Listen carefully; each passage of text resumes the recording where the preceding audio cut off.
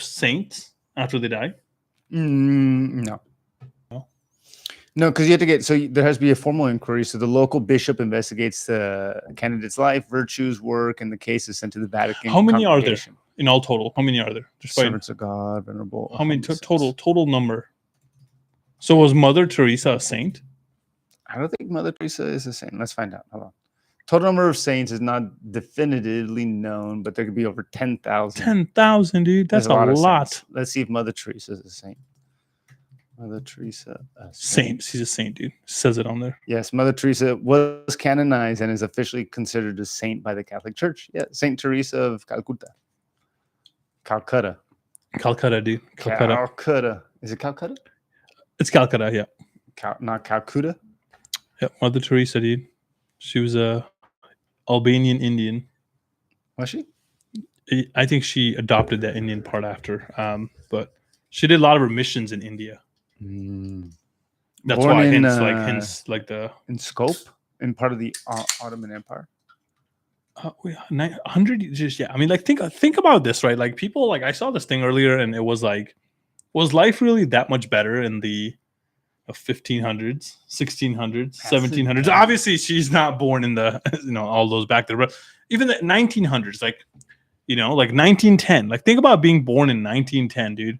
You lived through World War I, the Great Depression, World War II, and all the way through Korean War, Vietnam, all that Cold War. The world almost blew up through nuclear holocaust that happened in Cuba. Remember, like the Cuban Missile Crisis. The Cuban Missile Crisis. What else here in the U.S.? The Berlin Wall fell. Yeah. Damn, and all that happened before the year 2000. Like, think about that. All that happened. Like, damn. Well, she died in 1997. That's crazy, though. Like, but think about it. Like, how much has changed since like 19? I guess I've, not to go too much like off topic, but like, what do you think? The prediction of where we would be like 50 years ago. Like, is there a way to find out if someone had made a prediction? Nostradamus. Like 50 years ago? No. Like, I feel like that becomes absurd. Like, if like I feel like a lot of Nostradamus's like stuff is like they're just so broad that they have to from heaven a man shall arise, and I'm like, okay, like you can basically there will be ashes from the sky. Like, I mean, I guess it's like 9/11. What? I mean, I guess I could see it. Yeah. If you kind of squint a little bit, it's like that's so funny. Like, I feel like this guy, like, I wonder who was like, damn, we're gonna it's our plot, and we're gonna fucking make Nostradamus famous. Like, I bet he wasn't.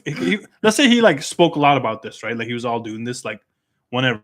But at some point in like the 1900s, someone was like, you know what, like, let's fucking get behind this guy and let's go. See, I mean, I think we romanticize Nostradamus in like a different way today, like as some fortune teller or something like that. But though back in the days, he was just like a philosopher and kind of like a part of the royal court kind of thing, So he was just like respected in the community.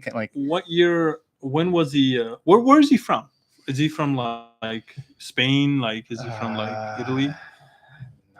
I know he was in France. French. Yeah, he's French. So he's okay. So he lived around like the Newton time. French astrologer and imagine being born back. Like, why is it so into like 1503? Sometimes we like really take that period in history like for granted. I feel like a lot of smart fucking people were all born in that really, really small pocket of time.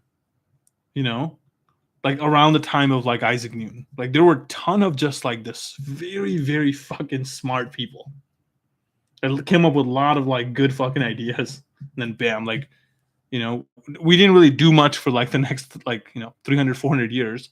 And then bam, in the 1900s, or like I would say like in the late 1800s to early 1900s, we really fucking took off again. There's a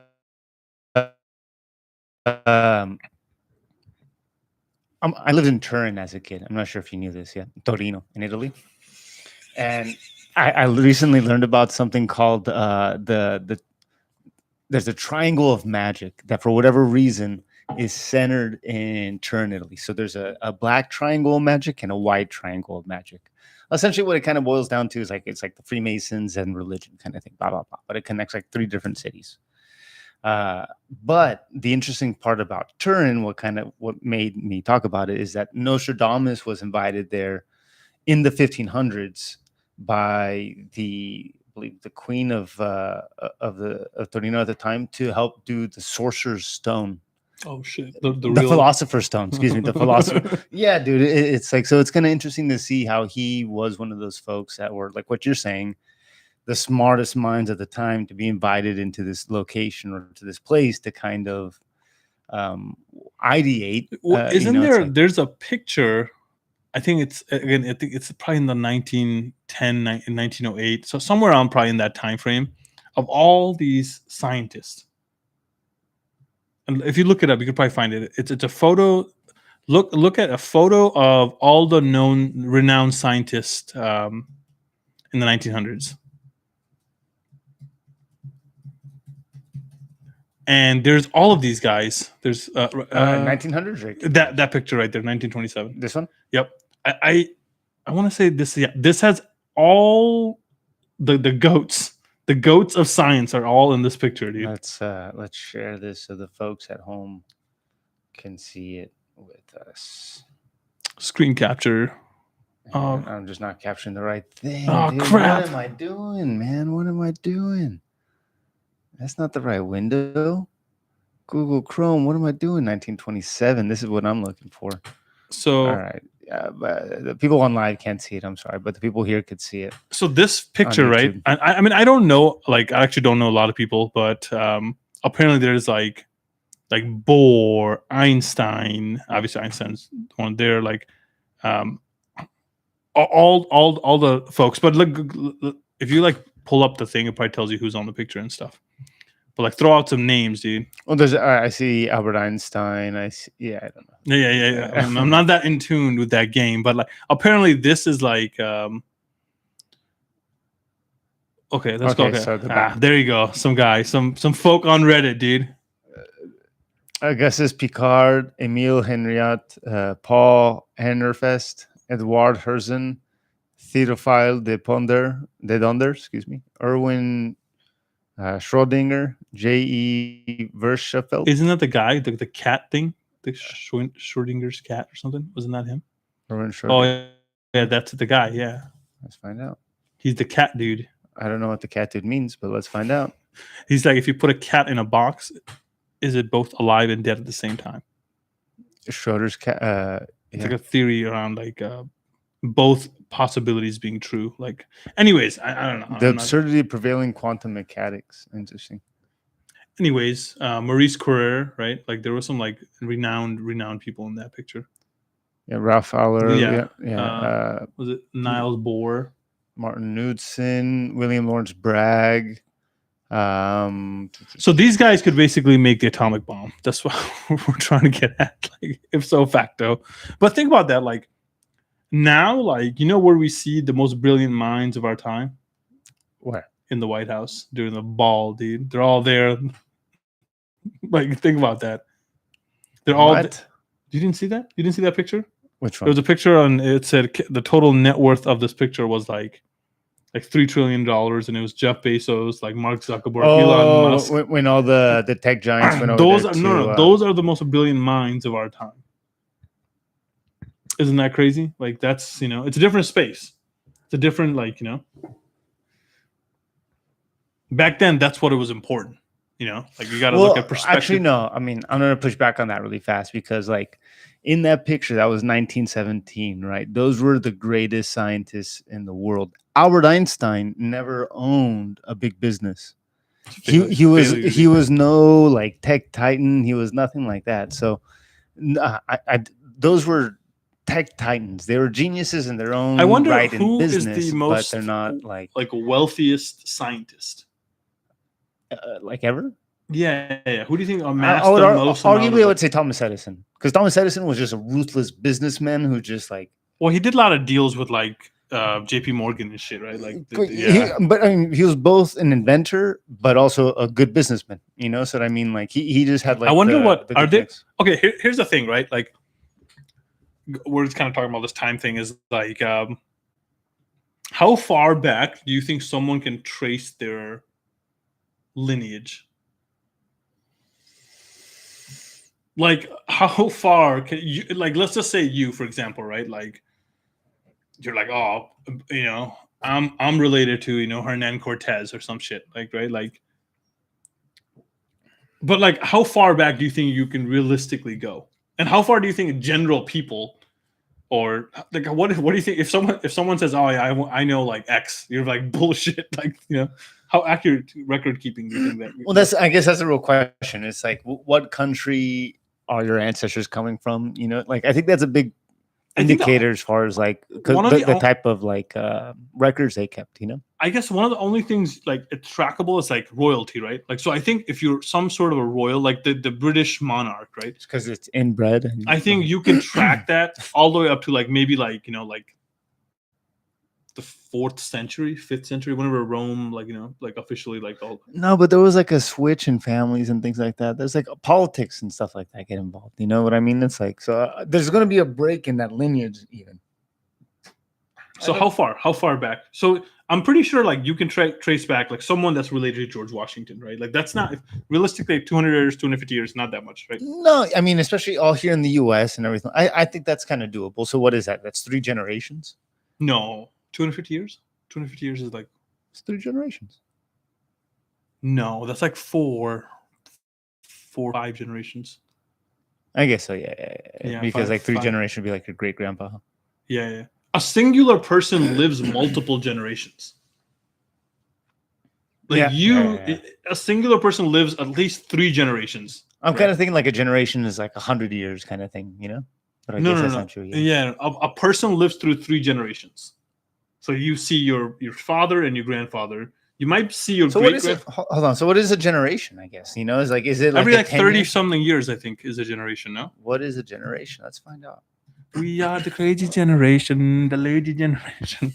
That was like the song on Burnout 3, dude, for all the people that didn't know. Yeah, 20 to 30 years. That makes sense. So think about it. That's the usually difference between you and your parent, right? Typically 30. So generally, like you would expect to live like 3 generations in your lifetime, kind of. Correct. So maybe even longer. So 250 years is probably like divide that out by 30, right? That's like 8 generations. Yeah, I guess at least 9 to 10. Yeah. If I'm even thinking like 100 years. But you can realistically track that because if you really think about it, like let's just think about this, right? You could know because I knew my great grandfather. So my great grandfather's father. So my dad's. You knew your great grandfather's So my dad's grandfather. Your great great grandfather. Yeah. So my dad's grandfather. That makes sense? Yeah. My dad's grandfather. I knew my dad's grandfather. Wait, no. Hold on. Great grandfather. I think that's the same. That's it. That's your great grandfather. Yeah. Okay. That's all I. Wait. So it's you. It's your dad. It's your grandpa, and then it's your dad's dad. I mean, your dad's grandpa. That's your great grandfather. Okay. So I knew up to my great grandfather, right? Boston, my son, met his 1 generation above that recently, like 2 years ago. His grandfather, your grandfather. No. My wife's great grandmother. But typically, this is like for the sake of argument, most people will see up to their great grandfather. If you're lucky, you'll see your great grandfather, grandparents, and and then anything after that is like, okay, like something happened. Like there was a lot of young, birth happening in the family. That's kind of what happened. So in that instance, let's say 3 generations, right? Your grandfather could hear stories from his grandfather that could be passed down to you. So that is a time span of like 110, 115 years. No? Like his grandfather Yeah, told at least him, 100. At least 100. Yeah, 100 so like, something years. and then that's just like two more of that.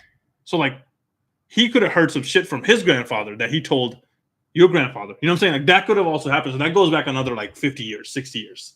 Yeah. So like, if you really think about it, that's just like, like, you know, like two. If there's good record keeping, like that's not that out of the range. 500 years, like okay, like, you know, like how many people knew how to read and write back then too? Like that starts to become like now, like I think there'll be a lot of written document, even like, you know, there's podcasting, dude. Like my son can see me. Like, let's go. You'll have this forever on YouTube, kind of thing. Yeah. But like, well, I guess my question though, like I don't know, it's like record keeping is a big deal, but it's like, I mean, how many kids were kind of like born? Like I don't know. It's kind of a common thing that you hear about. Is like the dad had like 3 kids with that woman, and like with his wife, he had 5 kids, and then so then there's another kid over there. You know, it's like, and all of a sudden, like you find out that that guy had 10 kids. Obviously, that's not written down in the main family tree library that he has 5 kids outside of the main matrimony. I mean, kind like of thing. that, You know what I mean? like whatever. Like now today, that's frowned upon, but that was way more common back. You know, I mean, even 20 years ago, I would say. Yeah, like I mean, in certain parts of the world. Yeah, you know? I mean, So also it's now there's also the whole those ancestry.com and shit like that. So like that kind of stuff comes up a lot.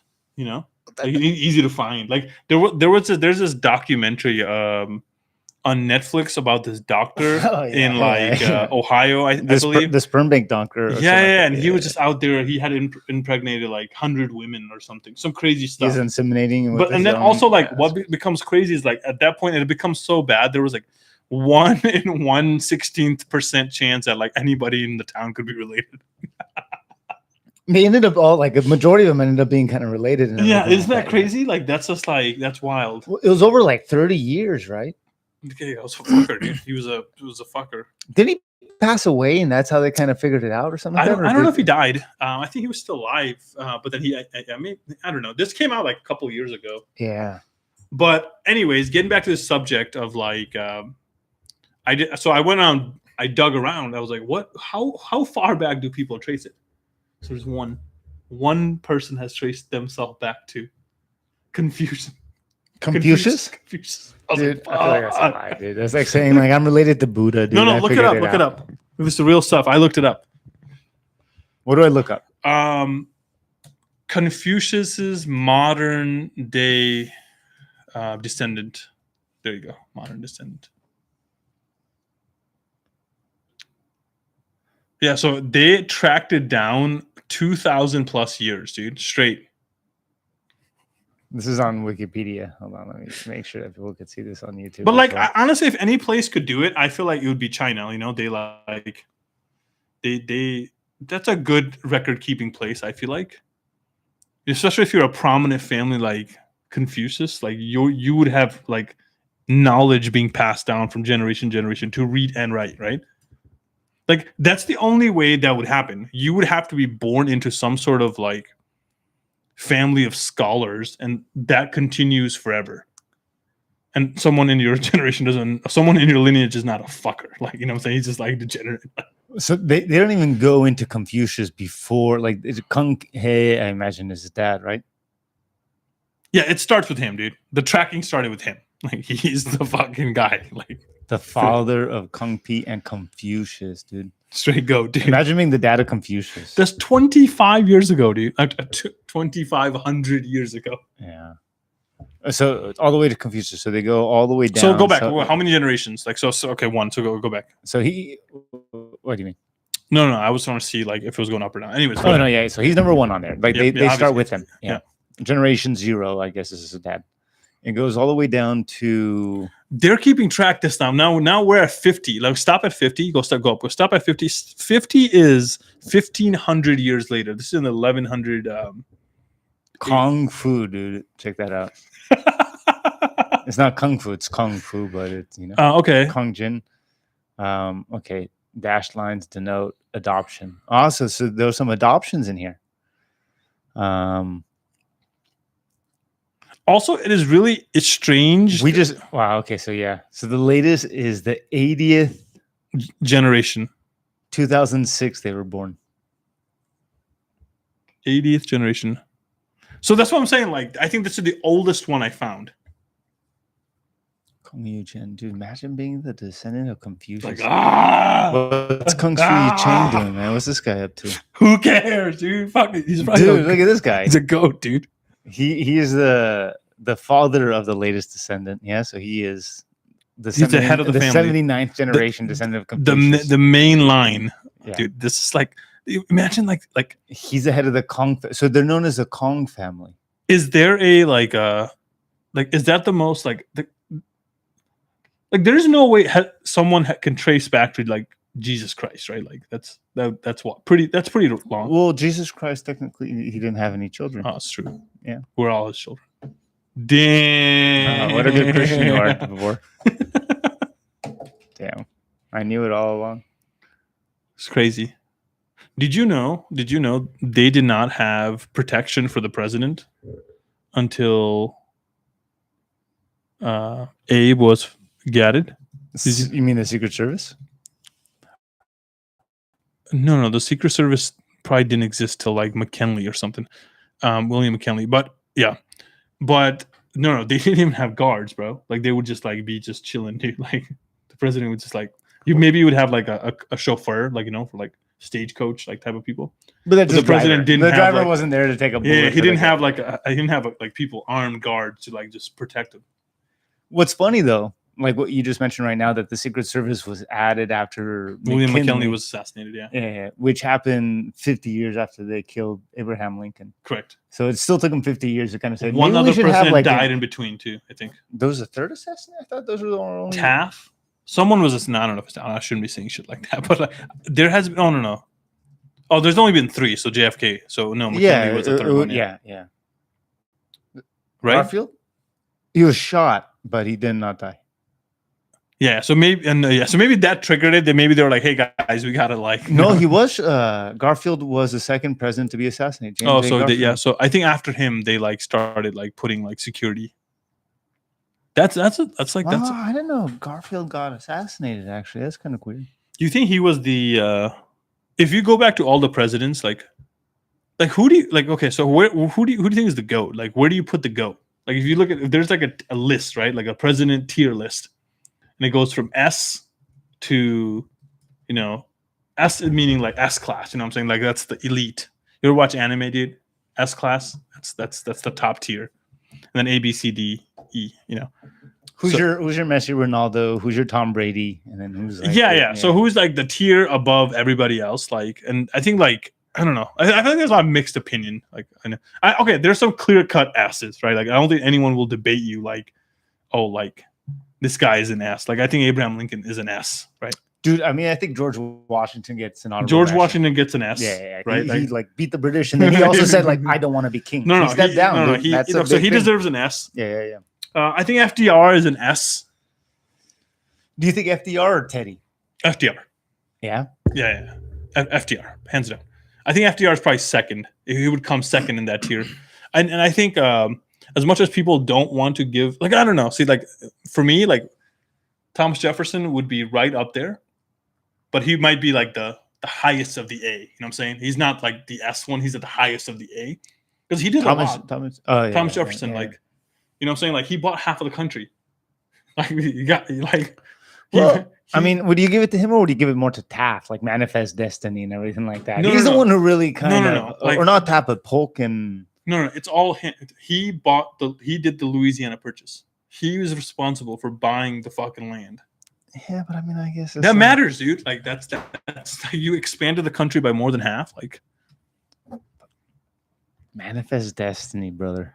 Like imagine, like I guess up to how much can you ride the clout? You think? So let's say you're amongst the founding fathers, right? Like up to who can be like, oh, dude, like yeah, like I was there too, like, and then they were like, oh no, you can't claim it anymore. Like the first 5, like the 6th guy, whoever the 6th president is, he's probably like, I also found it. They're like, fuck off, dude. Like you were that kid on the back, like, you fucking bought everyone fucking coffee, you bitch. Dude, he was still there though. You know what I mean? It's like, hey, he's like, I'm president. Yeah. You didn't give a shit. Yeah.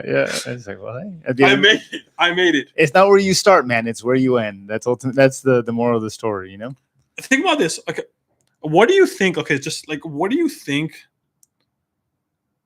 like when you think of a president or like any politician, right? You think of like a servant, right? A civil servant. That's what you want them to be. You want them to be good civil servants. Mhm. You know what I'm saying? Like Ideally, yeah. ideally, right? Like that's like the ideal what you want your political person to be. Do you know, like, so to judge that character, right? Like, you think it's easy to judge that character when they are before they have had power or after they had power? Well, I mean, I think the only way to test that character is to give them the power. You know what I mean? It's like there's no way to really know until they've had it. And then once they have had power, they go back and humble themselves. That is a very telling sign of like, oh, like this guy is, people person. This guy was like a Well, it's like George Washington was the example, right? It's like he was given the power. He didn't want the power, given the power, and he still said, I will step down because this is the right thing to do, not because I could continue to have this power. You guys want me to continue to have this power, So how many, so of all the presidents that we've had, minus the ones that got like murked, how many of them after the presidency you think went back and said, you know what, I'm continuing to serve the fucking people? Teddy. Well, Teddy Roosevelt's the first one that comes to mind. I feel like Teddy was just like, well, did he come after he was done? What did he do after he was done? After he was president, after they, after he had his, like, I don't think he did it. I think he's done. He was like retired, play golf. Like, yeah, he was like hunting and shit like that. Yeah. Who like there has to actually FDR. Now that you mentioned FDR, no, he didn't. He died. He died in office. Yeah, after his fourth term. No, he died. But he never did anything. Like he didn't have that opportunity to do anything. But like he already finished. No, he didn't. And then he came back. No, he was off for like 4 years. No, he died in office during his fourth term. Yeah, he served 4 consecutive terms. 4 straight. But no, I thought he had a break in between. No. He served 4 consecutive terms during like wartime, the whole wartime depression. Like, but like, think about it. Like, there's only been few. I think there's no one in between FDR. No, it's 4 consecutive terms. Dude. Okay, I'll trust you. I'm not gonna look at it. I'm not. No. You can look it up, dude. You can look it up. You can look it up. He died at the end of the 4th term. Towards the end of the 4th term. 1933 to 1945. Yeah, you're right. Yeah.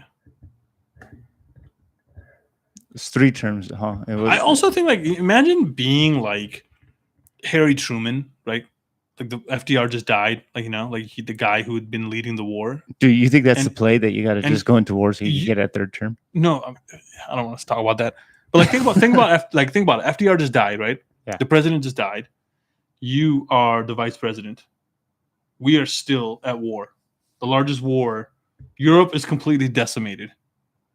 We're fighting a war with Japan, right? And you just got sworn into the office, bro. Like, think about it. And then you're like, dude, like, you got to make a decision to drop a bomb on that's going to kill 300,000 people in a blink of an eye.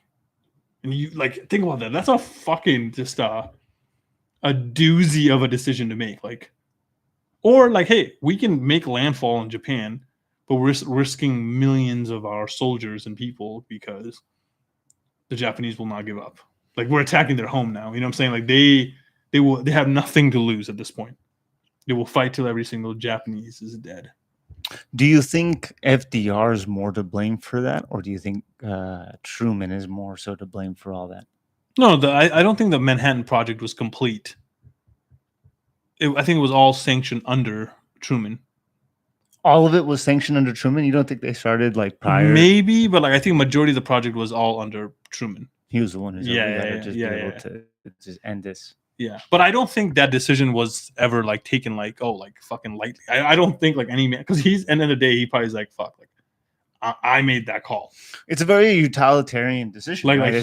No one else. You have to be able to sacrifice. At the very, very end of the day, someone somewhere in the world, like maybe in the White House or somewhere in the bunker, said Truman called them and say, "This is what's happened." Classified. The folder was slided in, and this is the orders that was given. And he fucking signed. On both of the fucking orders to fucking, that's fucking crazy. Well, hold on. Let's play with this idea really fast. Do you think it really is like when it's just numbers, you really don't know these human beings and you're at war with them? Like, imagine the narcos, right? Do you think they really have remorse when they say like, well, hey, this is a a utilitarian decision. We have to kill a few to send a message saying you don't mess with us, right? Yeah, I think it's you could, they're not good people. So I think that's where But that like I comes mean, in. but I guess like again, like the decision is still that. Like you're still making a decision to kill 1 million people, 2 million people. It's like then the argument is with your own conscience. That's between you and God, I guess. But the same thing happened at the end of the day. You had to kill a few so that more can No, survive I and get thrive, that. No, right? I get that principle, and that principle is a valid principle. Like what you have to do to, and I think overall that was the decision that was at best for the United States to take at that time, because the other side of that is more casualties on both sides. It would have been a bloody way. Yeah, It would have been just more horrific casualties on both sides. With that said, like I think it's just like the example of narco is like these people aren't. I guess that's a bad example. Yeah, because they're Right, not. but They're like- not. They're setting a bad example. But like, they're not. even like if you think about like even Hernan Cortez, right? Like they were sent and to basically colonize, take the gold, and basically make the Americas theirs, right? I don't think he came with the intention of like I'm gonna commit genocide here, right? I'm gonna commit whatever I'm gonna do is some level of like that's gonna have a huge impact. I don't think they, for the most part, knew that when you get there, the disease was gonna kill most people rather than them, right? Yeah. Well, I mean, what they did was complicated, right? Because they didn't. They used the tribes that were there against the Aztecs or the Mexica. All that aside, right? Mm-hmm. Like that was all happened after he had gotten there, right? Sure. Truman knowingly, like he knew, right? Like he knew this is what he had to do, and he's like, and again, in a blink of an eye, right? That thing probably, I don't know. Well, we've seen mushroom clouds from that. Like that thing probably dropped and just like, people say 100 like 20,000 people just like boom in Hiroshima, like in Nagasaki, or like whatever. It's like it just left their shadow pretty much. And no one has ever tested another one. Like no one has ever fired another one at like at target. Yeah. Well, right? Like I don't know what to call it target, but like at living human beings in wartime, right? Like that's not going with that. Fucking insane. We did. We saw it. We did it twice. And then like now, if you look at the like now think of that in comparison, right? Like Hiroshima and Nagasaki, and then now look at what we have now. There's like I don't know, like I fuck around this like sometimes because I don't know, but there's this map you can test radiation fallout. Have you seen that? I've seen. So just put like it's like almost like a simulator game. Radiation fallout. Yeah. So you can just like do a look. It's called Nuke Map by that one's probably pretty cool. Alex Wellerstein. So now so go in there. Where? No. So go on here. Select. Okay, now okay, go down. And then now, like the type of warhead, right? Like, so now it tells you like what is out there, right? Go all the way down. Oh, it's like 100 tons, 800. So look at this. This is the largest one ever created. The Tsar Bomba. Go up. This is where Hiroshima is.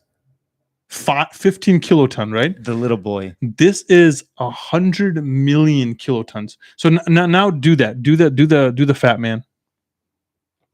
Do a fat man wow, this is so. Was it an Airbus or a Surface? I don't know. Airbus, I think. Yeah, but do it a little Tokyo. Little Tokyo. Do it. You're sick, man. Other effect casualties and radioactive fallout. Whatever. Just go. Dude, I'm trying to. Okay. So make it bigger, right? Oh, this is insane. That is nuts. So estimated fatalities is 85,490. So can you make it bigger? Can you make the map bigger? Like zoom in? No, zoom out. No, zoom out. I'll make it bigger. Yeah. Okay, so like that's like okay, like that's. That actually didn't take. It only took out like downtown Los Angeles, and then the fallout is probably in East LA, like Echo Park, Lincoln Heights. LAX area, like that wasn't as bad as I. Now go do the Tsar Bomba. Go do the Tsar Bomba, dude. All right, I read that. This one. Oh my gosh. No. Show it. No. Go back and like go back. Dude, that shouldn't be allowed. Like why? Like okay. Hold on. What was it called? What was Fat Man? Fat Man? Okay. Wow, this can't be right. This estimate. I mean, who could tell? Who could This tell? guy's like full of shit. Like, oh yeah, dude. It's like dude, so, okay. I mean, it is 10 times. Okay, so again, No, not 10 times. 100. Like no, 100. It is 1,000. No. It's 10. Kilo to a million. It's a mega. It's mega. So it's 1,000 times more, yeah. and then times 100. Get it? I see what you're saying. Yeah. It's a kiloton to a milliton. Yeah, it's not just it's 100 millitons.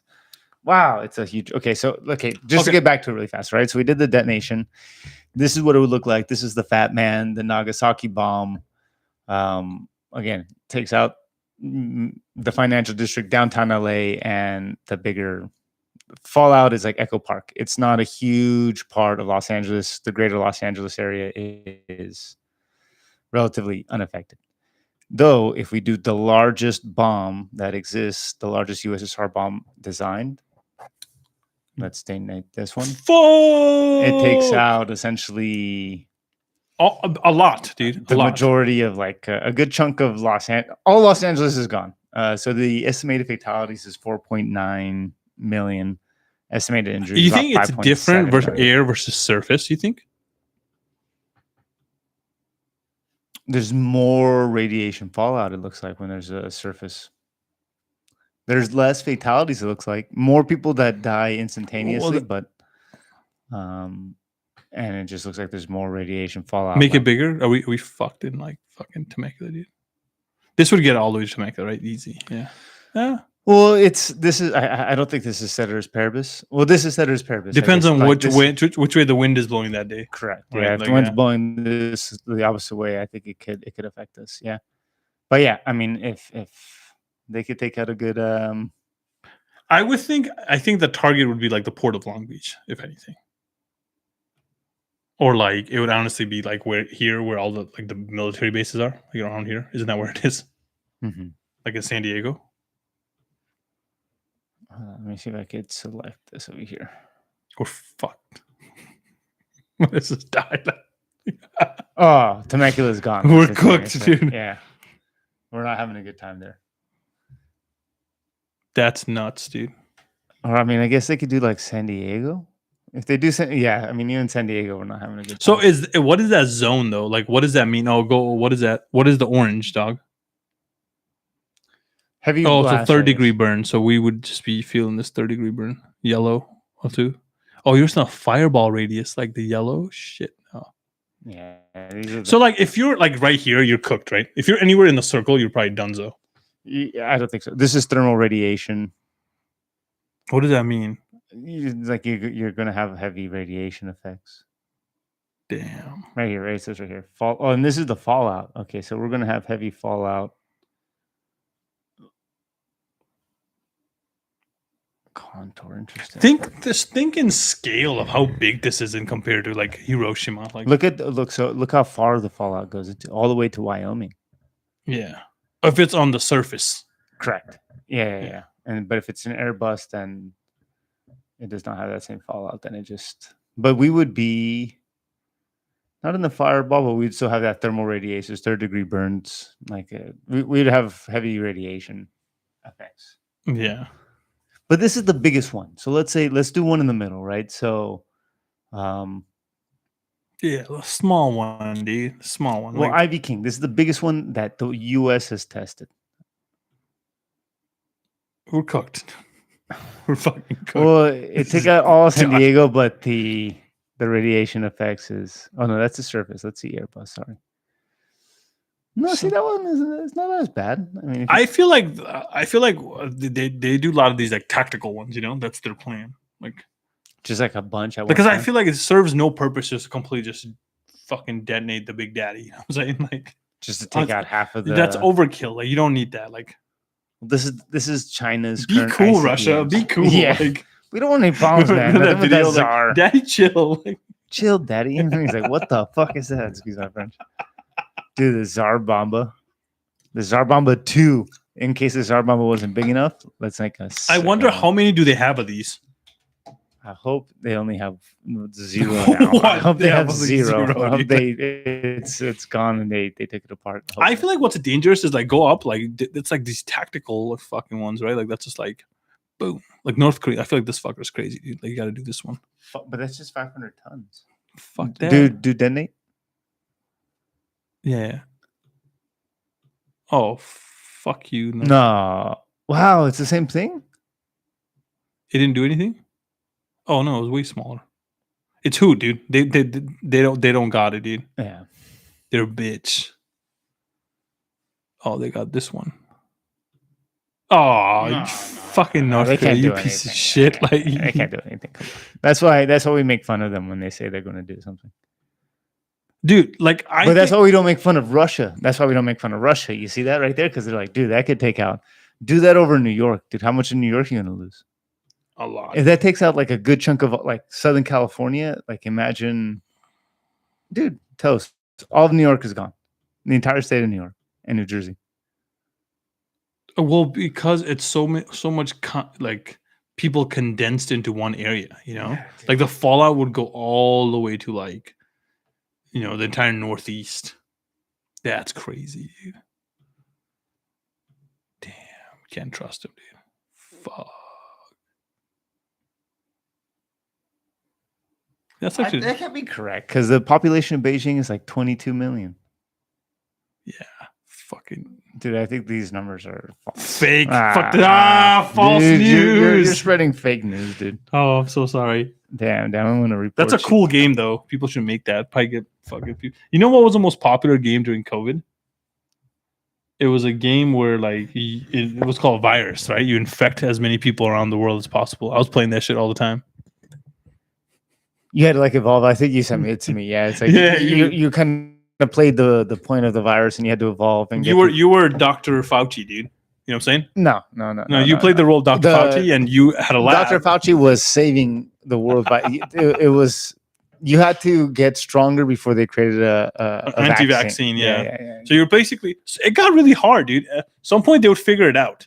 They would keep you dormant, like the civilization would start working together. Yeah, like you would only succeed if you made plans well enough in advance, because like you have to think about like hygiene for a country, right? I always started out in India, and it was very easy to spread in India because borders were more relaxed and hygiene was poor, and they do a lot of trade.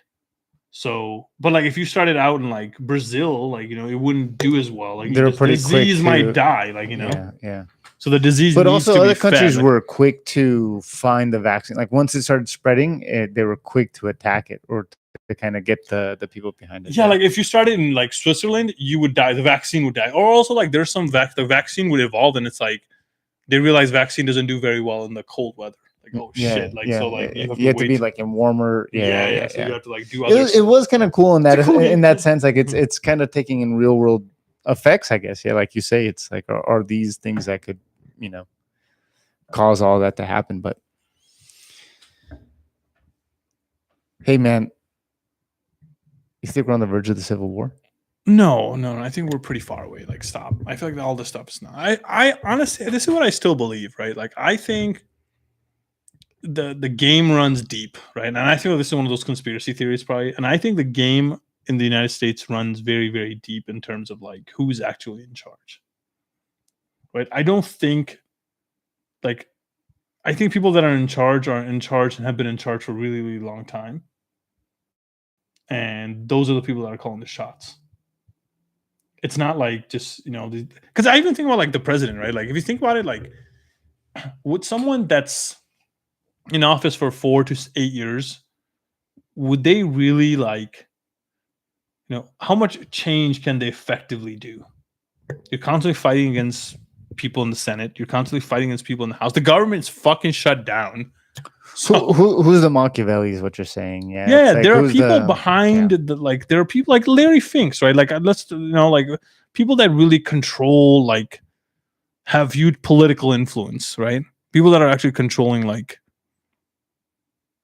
decisions over, like, you know, Benjamin Netanyahu. You know what I'm saying? Like, But I guess like that. So they're not the people that we see on the news. But you don't think that there's a power struggle that still exists within those people?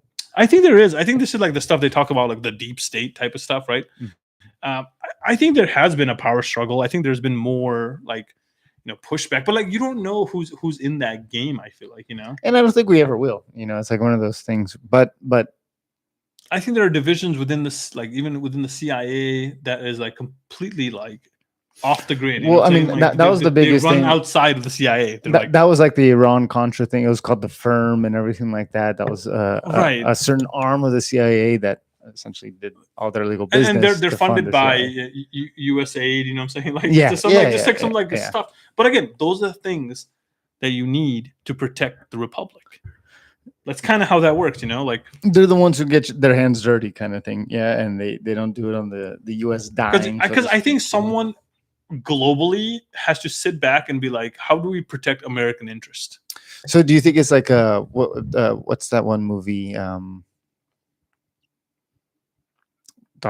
Doctor Evil. It's where essentially like they sit around the war room, where they sit around the table and they're kind of discussing civilization. Like, how do you kind of control it? I mean, I don't know if that's level of like like conspiracy on this, and I probably don't like. I don't think it's a single guy that's like out there like fucking Men in Black type of status, fucking doing this kind of stuff. But like a board of directors, you know what I mean? It's like a secret team within the UN that's like not even the presidents. It's like they're.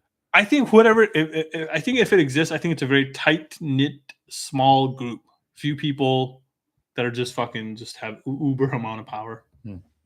Maybe like it's a small cohort of people, but like it's a very tight run fucking organization. Like, but you think that those people they wouldn't have an incentive to have that happen here?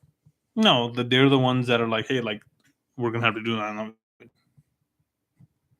guys. This is what's gonna happen, like, and everyone's like, yeah, we're on board. Like, we're gonna.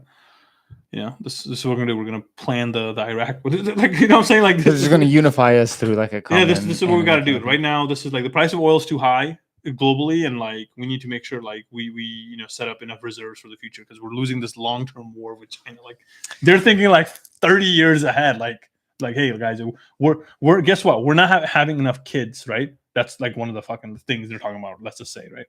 Okay, like we got to make some plans so people are having more kids. Like, there has to be someone that thinks about like things outside of just 10, 15, 20 years. Like, because you're playing in such a global scale. Like, someone has to think to protect the republic for like long periods of time.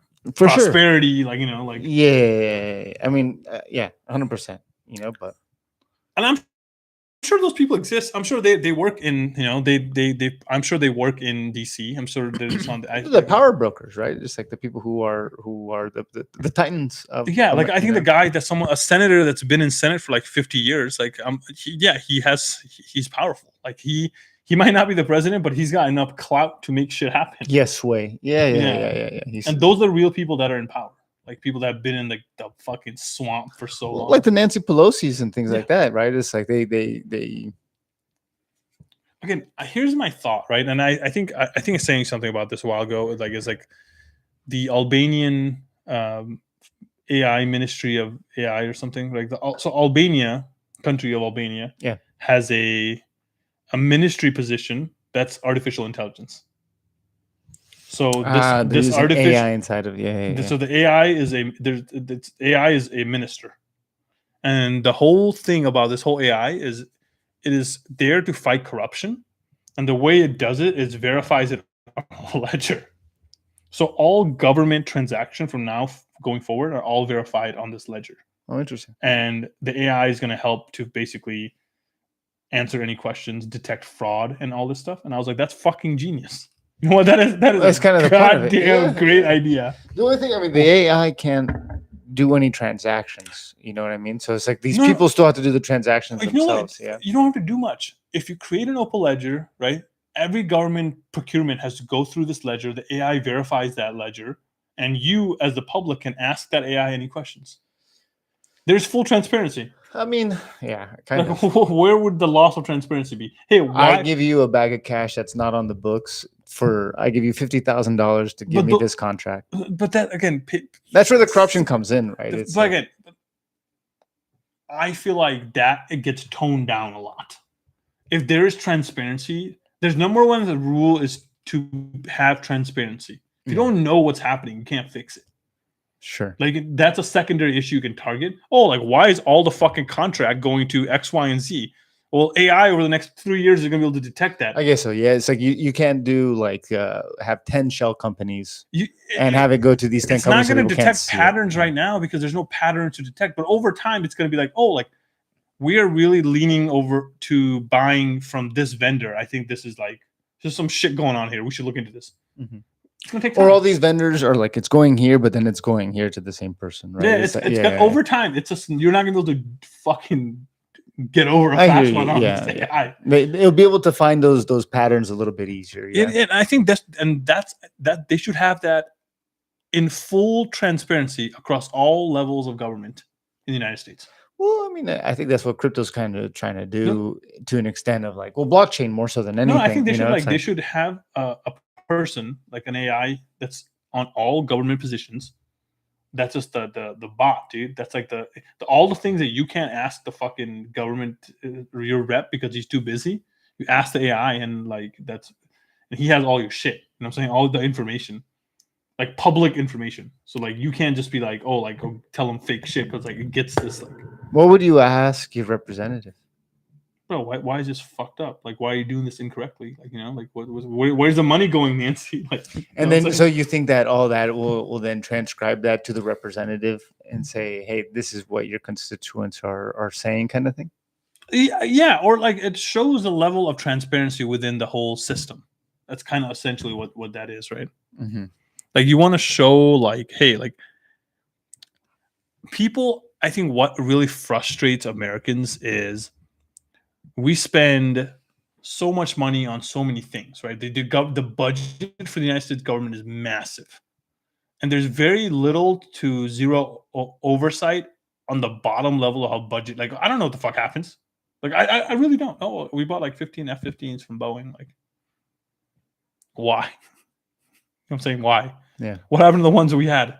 You know, why are we buying this? Like there needs to be like more transparency in things. And once you have that, then people are gonna be like, oh, why the fuck are we buying this? Wait, why are we paying $13 million to some fund in Israel? That makes no sense. Like, why are we funding this? Like some of the stuff I think that Doge thing was doing, but I feel like this could be done at scale with AI. Yeah, I mean the tough part is like the bigger issue is like a lot of these fundings or these approvals and things like that are pushed alongside other things and tucked into other things so that people don't really know that that's what they're voting for. You know what I mean? So it's like, it's a big issue that like by itself, people would say that's a stupid thing to spend that money on. Why would I want to send $100 million to X, Y, and Z?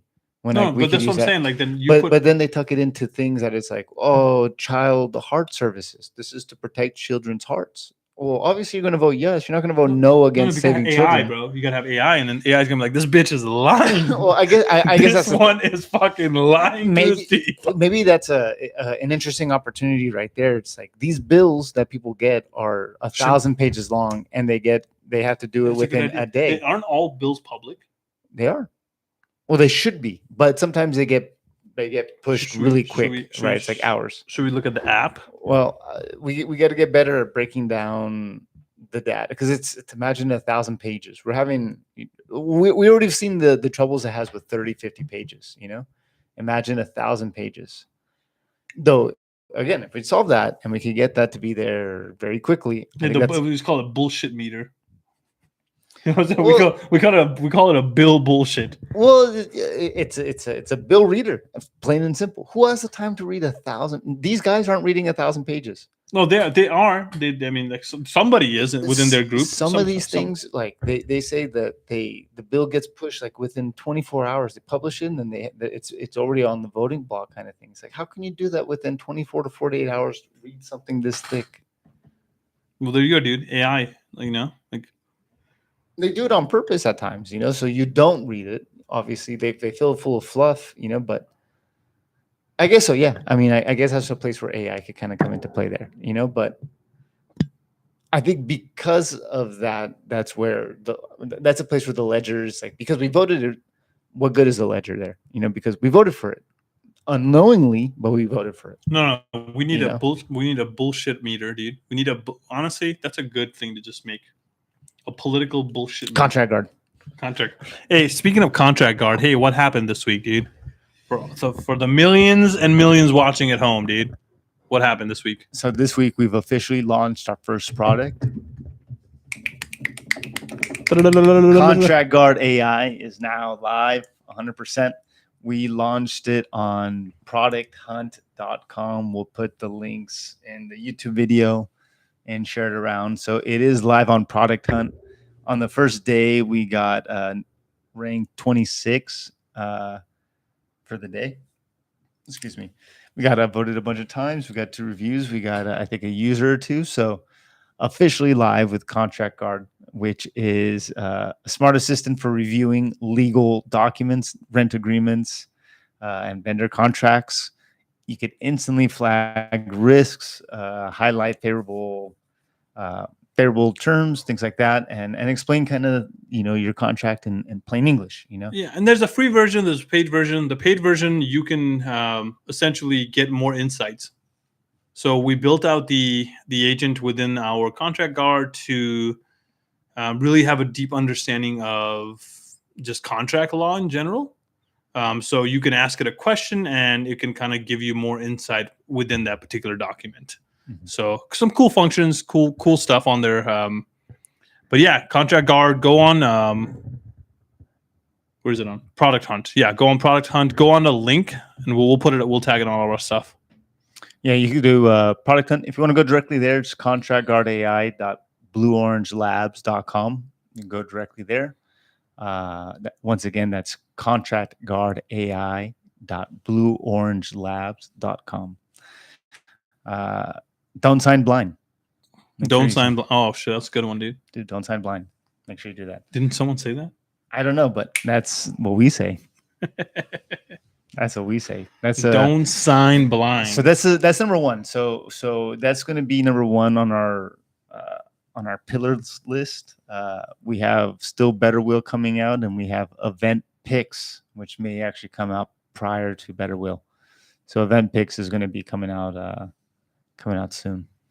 Yeah, I mean, tell them what Event Picks is, Bibhor. Yeah, so Event Picks is like, so what happens is we go to a lot of these events, weddings, let's say for companies, right? Like I go to like 50 different work events, and they're like, oh, send a picture, blah, blah, blah. And it's always like, oh, I'm trying to send a picture, it gets lost. So what this does is you, as the user, create an event. So let's say you're going to a wedding, create a, hey, wedding, put the location, put a couple of cute pictures or whatever you want. And then there's a QR code that gets generated for that particular event, in this case, a wedding.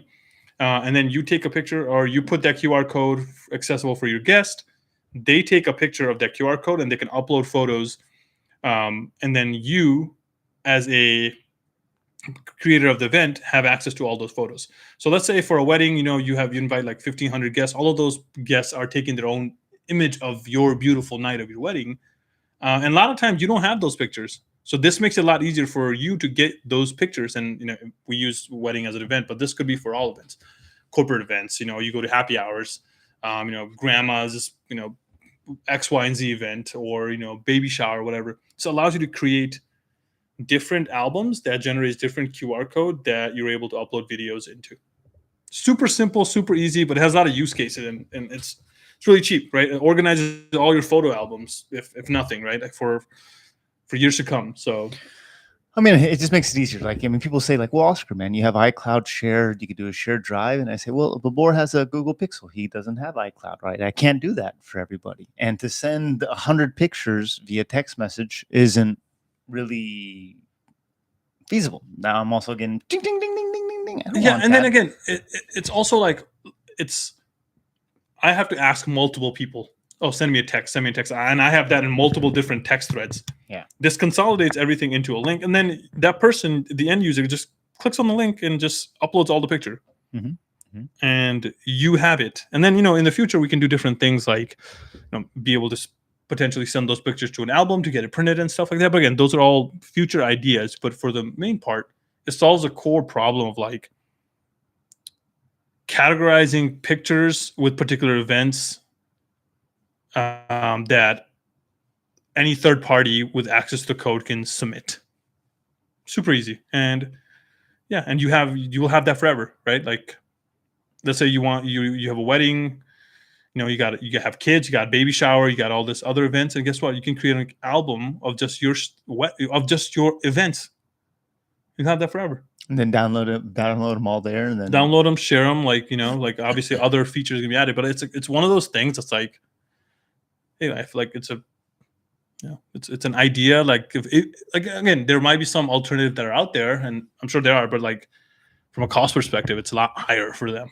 Like we our cost is essentially like very low. So yeah. I mean, compared to our competitors, they're charging per event at least $50 per event just to be able to do this. So again, they've been around for a few years. Their cost, I'm sure, is much higher to just have built the website by itself, versus ours, which is the ability that we have with Blue Orange Labs and AI and this vibe coding kind of new space where you could make a workable product and put it out on the market and have it be usable, safe, and secure at a much lower price point than having to pay developers, a team of people to help you build it. So we then in turn charge a lower price point to the folks using it because we don't have a higher cost. So it's a win-win, I guess, for everybody. That's the goal of capitalism, I guess. The good side, not the bad side. Yeah, for sure. For sure. Not abusing people, benefiting people. I like that. Do we have time, or are we doing this, or are we skipping to next week? Good news, man. That's how we got to end it. So, also, by the way, we didn't say anything today. This is episode 28, guys. Welcome to episode 28. Episode 28. Man, already 2 hours in. We're just getting there. I'm just kidding. It's only been an hour. But let's see. Good news, man. We found out that Gemini is the best, right? Gemini is unfortunately the best of all the AI models that are out there, I believe.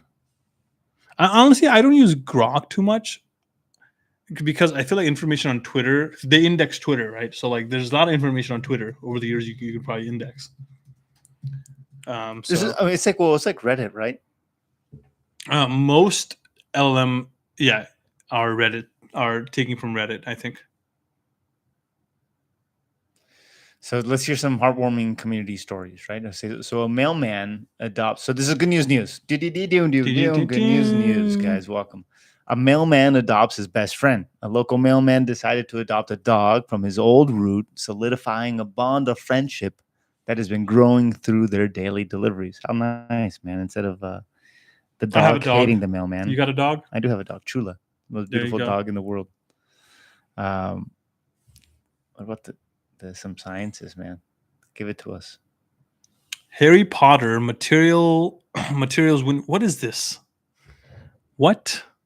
This Nobel Prize in Chemistry was awarded to 3 scientists from their work on developing metal organic framework, MOFs, a precursor material that have been nicknamed the Harry Potter material. Porous materials. What is this?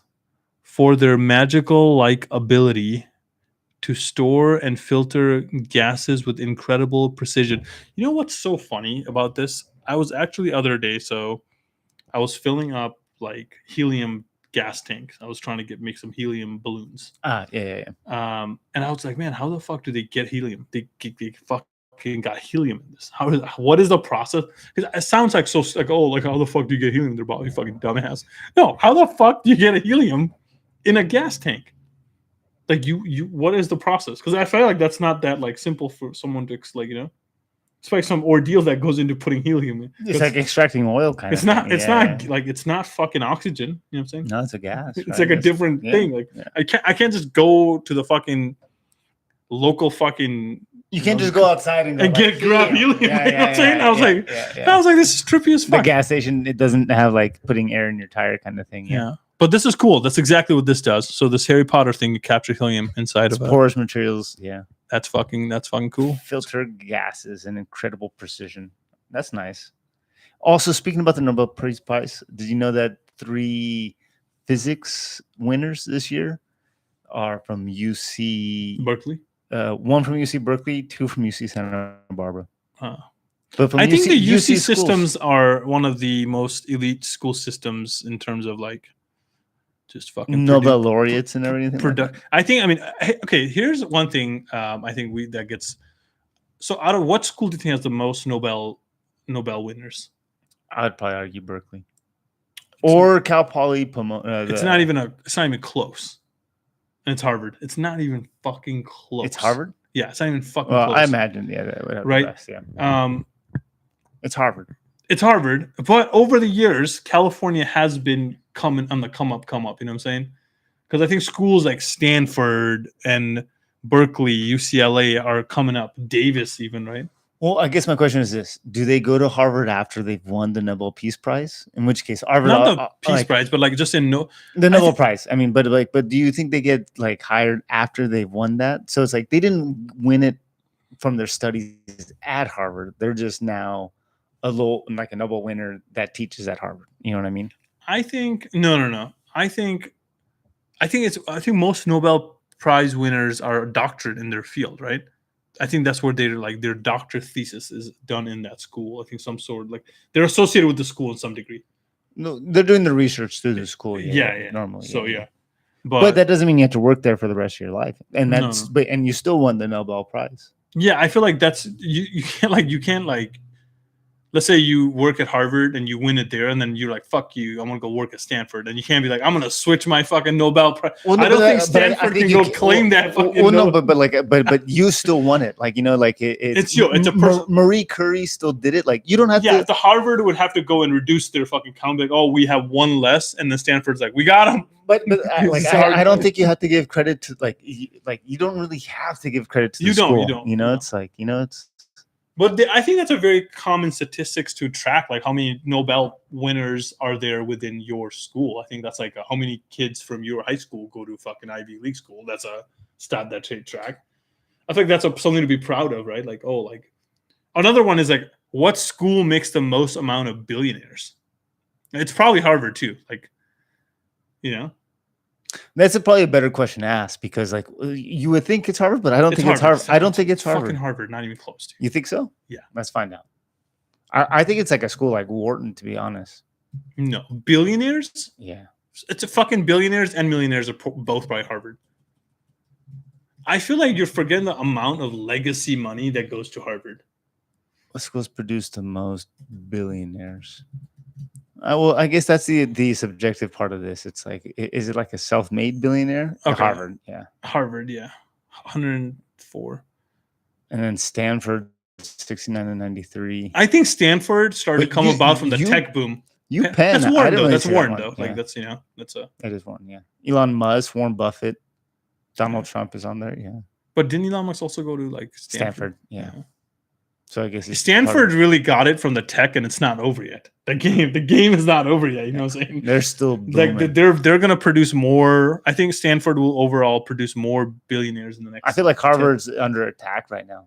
Just is kind of like a lot of because I feel like a lot of people. If you look at it, right, like now, like the most like Steve Ballmer, Bill Gates, those fit the Stanford mold, not the Harvard mold. You know what I'm saying?